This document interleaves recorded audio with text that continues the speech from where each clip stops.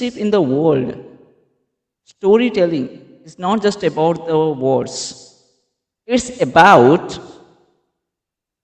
it's about to painting a vivid canvas where connections spark and connection sparks and inspiration roots in the relationship. Welcome to the AI and Era podcast.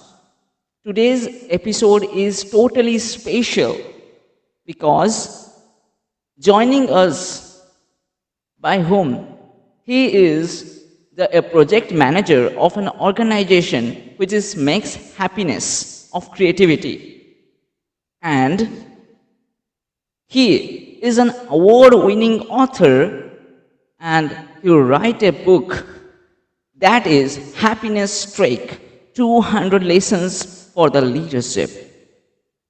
That is really global effective for the modern leaders as well. He is a TEDx speaker.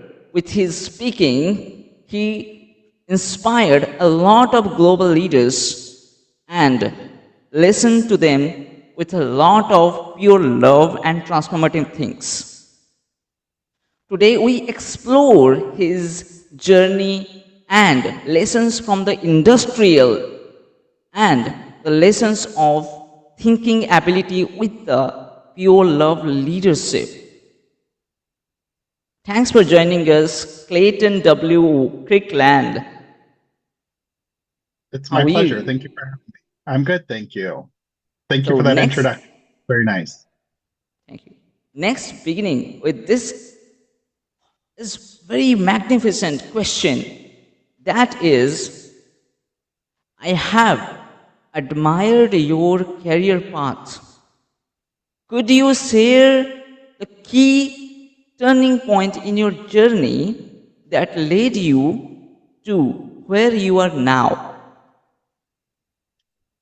Uh, well, I think if I were to pick one key turning point in my entire career, and I've been with Disney for 30 years now, it would have to be making that decision to apply at Disney. Disney had opened a resort or a hotel in my hometown, and I decided that I wanted to give it a try. And I had always admired Disney and thought that it was a great company. And so I decided to apply. It was while I was in college. I was studying to become an elementary school teacher, and I got a job working at the front desk at the hotel.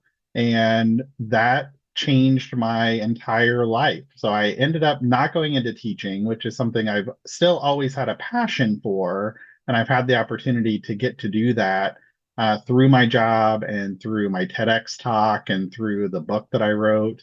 Um, but I would say that that was the main turning point and what started my career with an amazing company. And I've had amazing opportunities. Had I not had the courage to apply for such a big company 30 years ago, then I don't know where I would be today. And I'm so happy that I decided to do that. Wow, it's really be inspired by people should be inspired from this answer. I appreciate about it. People think about leadership. When the leadership come around us, people many more thinking like money, power, position, and all. Passion is not for everything. Like they just change their mindset, and this is the problem nowadays. With this, I'm just extinguish. A really impactful question is, what does true love mean in leadership? Is it money, power, being it most influential, or something else? Well, I think it's something else. So when we think of love and leadership, I think it's easy to default to some of those other measurements that you mentioned, like money, power, or influence. But after working in human resources with Disney for so long, What I've learned is that true love and leadership is not about what you accumulate, but it's more about what you cultivate. Um, so at Disney, the most impactful leaders weren't the ones that had the most authority. They were the ones who made people feel seen and valued, and they were able to inspire others. And they really understood that when people feel cared for, they don't just perform better, but they thrive. So so if I were to answer that question about love and leadership and just a short summary, it's that true love and leadership is not money, power, or influence. Those I think can be outcomes, but they are not the essence. True love and leadership is to choose service over status, I think, and leading with compassion and courage, and creating environments where others can become their best selves. So not what you tell them that they need to be, but what they can develop and grow into on their own. Yeah, sure. Appreciate about this that people should understand about it and according to that act with the mentality of real leadership quality. Yeah, and Agreed. you have a book that is happiness trick, right? The 200 Yes. lessons. Yeah, sure, you can say. Yeah. Sure. You, It's Happiness Track 200 Lessons for Happiness. yeah. It's available on Amazon. And it's something that I wrote during my master's program through Centenary University on happiness studies. So I actually got my master's degree in happiness studies, which is a real degree, I promise. But in going through that program, it totally changed my life and inspired me to write this book where you can learn about just some of the basic philosophies on happiness and how to live a meaningful and happy life. Yeah, like appreciate because this book is definitely give you this total happiness of the leadership inside of the leadership actually to thinking our modern day world leadership with to gain the technology knowledge and with go with the happiness. Definitely I will appreciate with your book and your work. So definitely. So go for this. Why do people feel mental anxiety? You already in the TEDx. I saw your TEDx speaker. Like you said about the pure love, about the mentality, listening skills also. So why do people feel mental anxiety in modern world? And how should they fight anxiety and mental illness while managing the team? Well, that's a great question. So I think it is difficult to find true happiness when you are dealing with a lot of mental illness or dealing with that anxiety, which we all experience on a daily basis. It is normal, it is natural to have that feeling.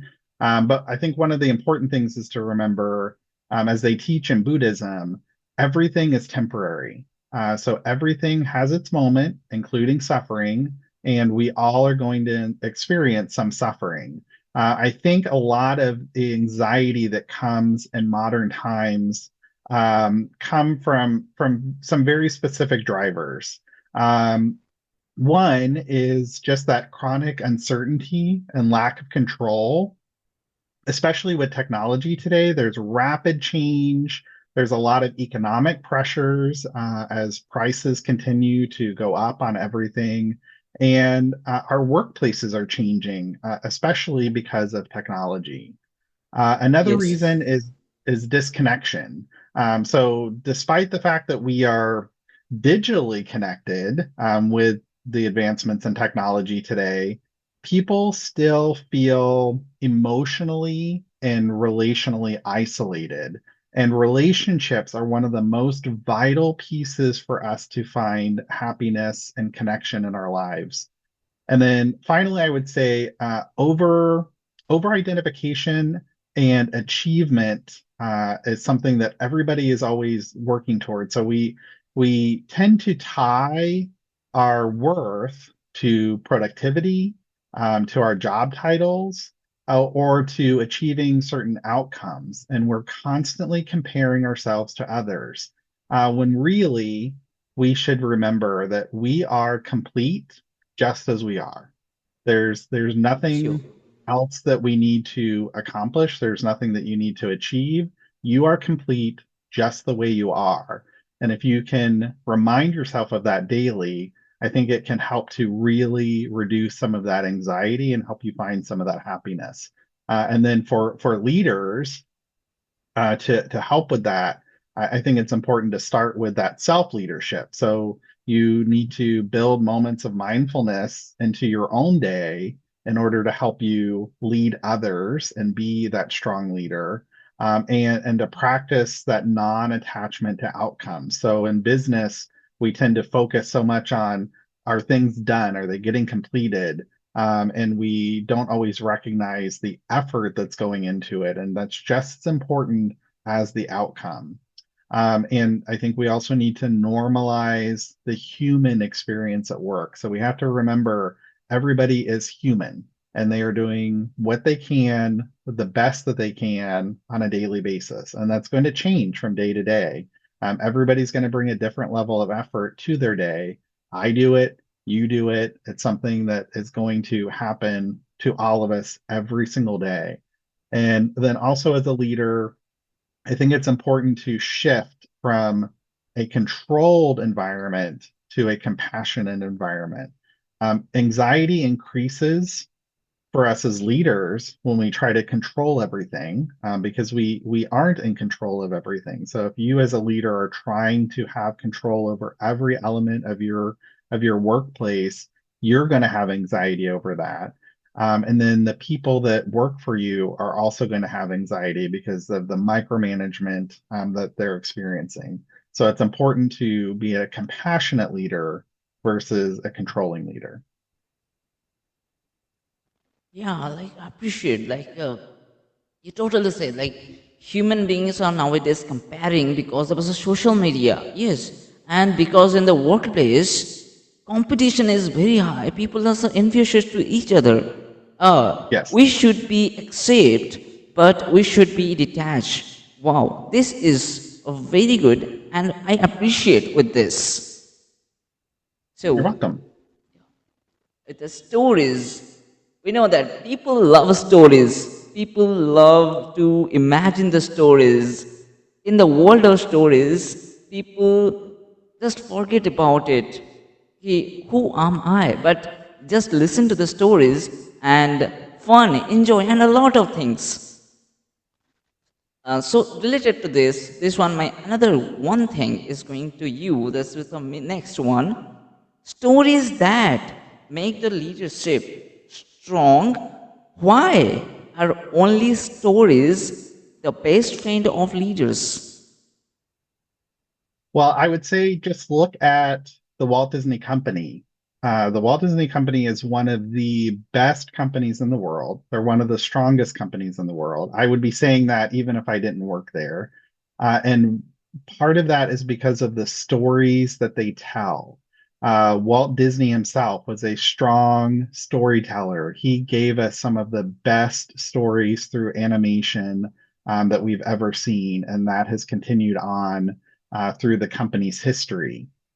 But then for leaders, it's important for them to share their stories. One, because when you are sharing your story, you are helping to part some of your wisdom to the folks that are listening. So all of us have stories that we can tell. All of us have things that we've learned and lessons that have been taught.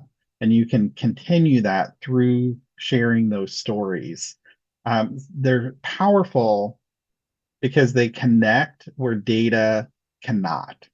So a lot of business leaders, they rely so much on data to get their stories. But it's not all about strategy and metrics and performance. It's stories that truly can move people to take action on something. So stories help create meaning. They're not just for information. And again, look at some of the stories that Disney has told through their animation, through their movies, through Marvel, through Star Wars. All of these are amazing stories that people follow for years to come and they pass down among generations. They take their children to see these movies. And to see the attractions and everything. But stories also build an emotional connection. So they create empathy. They help to humanize you as a leader. So when you are telling those stories, you are telling people that you are a human, especially when it's genuine and comes from the heart. And they allow people to see themselves through your journey. So that's something important for that connection. It also, when you tell a story as part of a mission or a vision, it helps make it tangible. So it's about telling people here's who we are today. And here's where we're going. And here's what it will feel like when we get there. So if you can tell those stories, help people see the past, the current, and the future through those stories, it will help to move them to take action. Yeah, sure. Like stories really gives us the examples. Would you give some any your favorite story? What you lead, and or you lead to someone by an example? You have any example to lead someone with that story? Sure. Well, one of the stories that I like to tell people, especially new folks who are starting with my company with Disney, I like to tell them my story of where I started with Disney, where I've been, and where I hope to go. So for the shortest version of my story is, again, I started in an hourly frontline position, working in the front desk at one of the hotels where I really had to learn the Disney culture, learn the Disney heritage. And then I was able to transfer through a lot of different roles in the company, gaining more and more experience, getting exposure to some amazing leaders. I'm getting exposure to some not so great leaders that I also learned from. Yeah. Some of those folks that I learned what I don't want to do and how I don't want to lead, but even more leaders who taught me how I should lead and how I should do things. Um, and then Disney helped pay for my education. So I was able to finish my bachelor's degree, finish my master's degree, and I'm currently working on my PhD, all because Disney is making that possible by financially helping me to pay for it. So I will soon be completing my PhD in organizational leadership because of the Walt Disney Company. And bringing full circle to what I had mentioned in the beginning of the podcast, where I originally went to school because I wanted to teach. After I finish my PhD, my goal is to become an adjunct professor and teach part time in addition to my career at Disney so that I can continue to tell stories and so that I can help pass my knowledge and wisdom on to other people. Um, so one of my favorite stories again is to share this path that I have had with the Walt Disney Company, both from a career standpoint and from an education standpoint, and where it's still going to take me in the future. Wow, that's great. And I appreciate absolutely. Yes, sir. Like your career path is you effort yourself, and the Disney helps to you, and you read the culture, and definitely you will give your 100% effort about this, and I will appreciate with your work and study as well. So I really like manage to the people, different organizations. people really hurdles to organize the people, influence the people, can't mostly. What are the tools, narrative leadership that manage to the big organization with the big example? Well, it's a good question. So first, I think it's important to kind of define what narrative leadership is. So when we talk about narrative leadership, especially in large organizations, we're really talking about how leaders intentionally use stories to align their teams. So this could be thousands or even hundreds of thousands of employees or people around a shared purpose. So this is, and by the way, this could apply to their employees or their customers or clients. It applies to both, and how they tell those stories impact both. But in my experience at Disney, I see narrative not just as it's not just a soft skill, it's a strategic leadership tool. So, and there are several types of narrative leadership stories that leaders can use. So one is, I would say, the foundational story. So this is really kind of that purpose narrative. It answers kind of why do we exist and why are we here. So for every strong organization, they need a clear, compelling origin or purpose story. And another one is the vision story. So this is kind of that future narrative of where are we going. And I talked a little bit about this earlier. So telling the where have we been, where are we now, and where are we going. All of that is really important, especially in large organizations. People need to know what their goals are and what we're working towards. And then there's also the values and action story, which tells people how to behave. So what are the values? They only matter when they are demonstrated. So as leaders, you need to not only tell people how we behave, but show them and bring it to life in what you do every day. And then there's the change story, which is why we have to change, but also really importantly, why are we doing it now? People need to know the why behind decisions. If you just tell someone the decision and say, this is what you need to go do without helping them understand why, then they're going to be lost. And then finally is that personal leadership story. So it's really about gaining trust and helping people understand why you should trust me as your leader. And the way to do that is to really connect and let them connect to you as a human being. So again, some of that storytelling that we talked about earlier and that connection piece, all of that is part of the narrative leadership approach. That's that's really cool, and that's really absolutely right. This one, you said like people need why. Vision behind this is very important. Personal and vision and clear. That's it. That's really be enough to lead the organization people and to handle the people inside the organization. Yes. Yes, and read stories. People love the stories. Before we discuss on it, the stories leaders are really feared to execute in the practical field. When they are going to the real field, they feel anxiety. Oh my god, is it 20 plus groups in my under, and I really anxiety and fearful, how can I handle them? So what are the bridge stories building good relationships with people?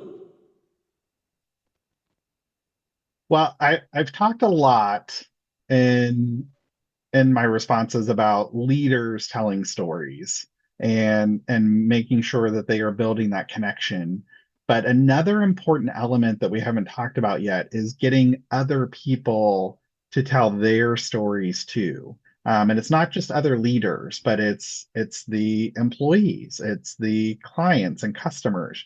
You want to get everyone to tell their story and integrate them, because when you invite others to tell their stories, it creates this connection and this trust and this understanding between people. So in leadership, especially in large organizations, uh, they become the emotional bridges that turn saying me and you into us. So it helps bring everyone together and really make that connection and make everyone an us instead of a me telling you what's going on or you telling me what's going on. After years at Disney, I saw that relationships don't just grow from structure, they grow from shared stories. And it's really important to have that connection in order to grow your employees and help them develop, but also to grow your business from an employee or from a customer and client standpoint. So bridge stories are the moments where people stop seeing each other as roles. So they no longer see somebody as just a leader and their employee. And they start seeing each other as human beings, which we all need to do in our everyday lives, not just at work. Yeah, definitely. I appreciate with this, and people are really be connected with each other, and communicate is the most important thing inside of every project that may be small, big, or whatever. So I really crack. Sorry, I just forgot the name. Clay. I'm so sorry. Okay.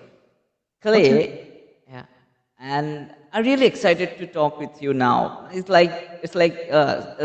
a leader who really answered me a good thing. This is really about the organization, people, love, and the stories, which is very important and helpful. Health things of Disney, and my next thing is that the motivation for tomorrow, the leaders. Just a second. Yeah. Like motivational for tomorrow. What kind of stories really motivate to you for tomorrow or extra effort in projects?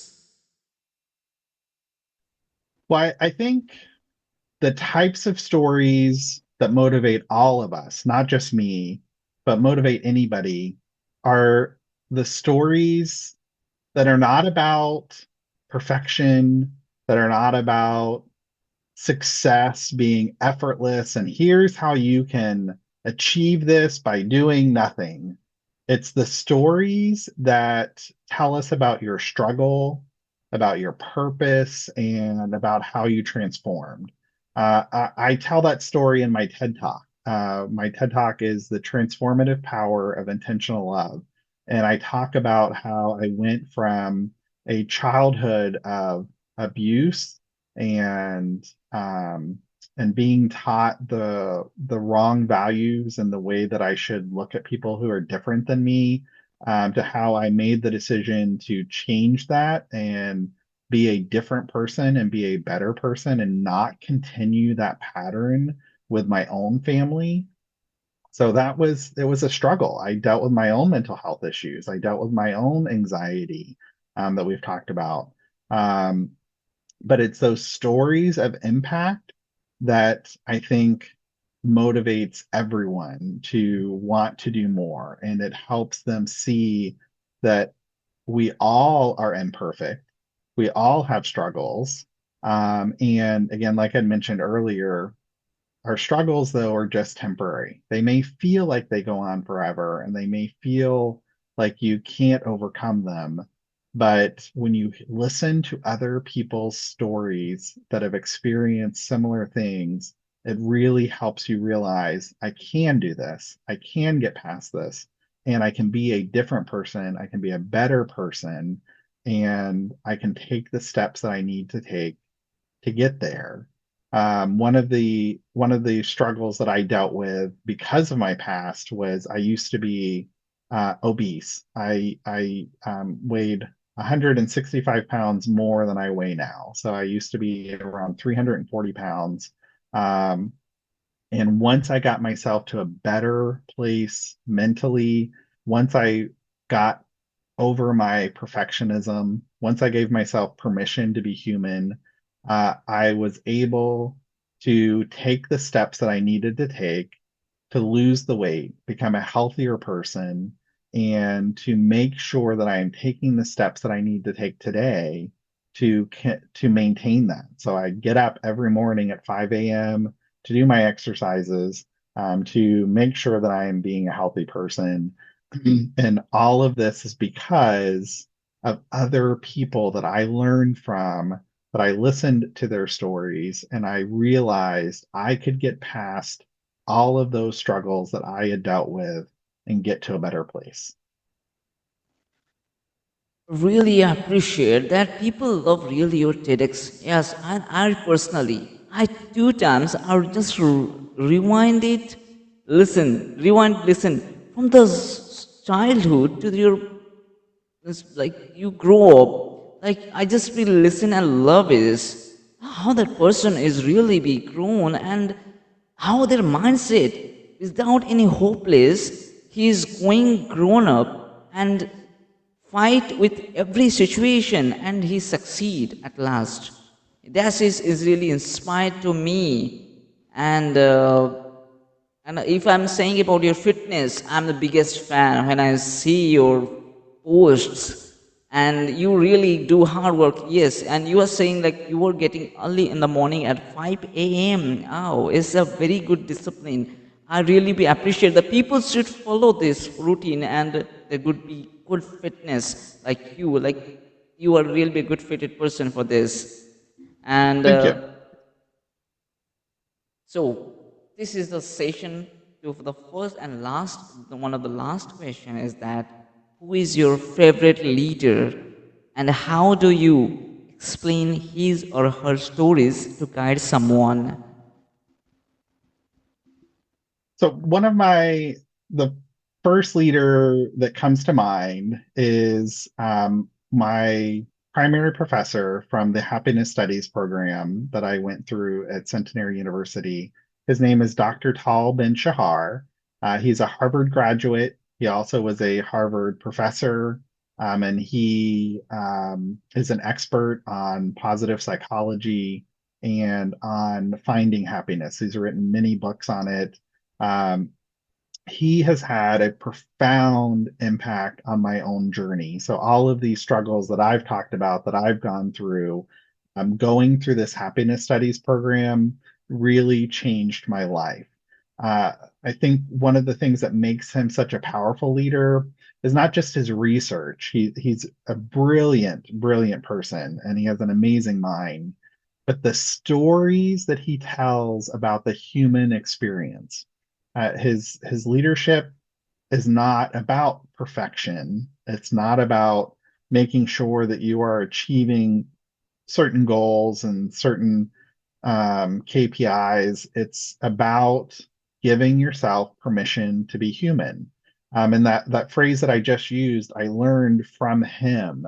It's what helped me to overcome some of my struggles with wanting to be a perfectionist. I used to have so much anxiety because if I made a mistake, I would really beat myself up about it.